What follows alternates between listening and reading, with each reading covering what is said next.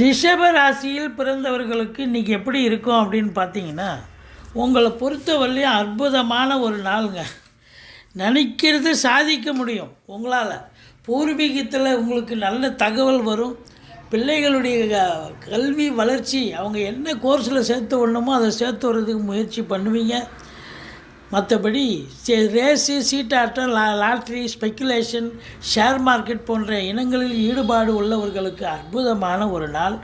குலதெய்வத்தின் பிளெஸ்ஸிங் உண்டு. திருமண வயதில் இருக்கும் ஆண் பெண் இருபாலருக்கும் திருமணம் கைகூடி வரும். ஒரு சிலருக்கு வெளிநாடு போகக்கூடிய ஒரு அமைப்பு ஏற்படும். அதற்கான ஏற்பாட்டினை கவனியுங்கள்.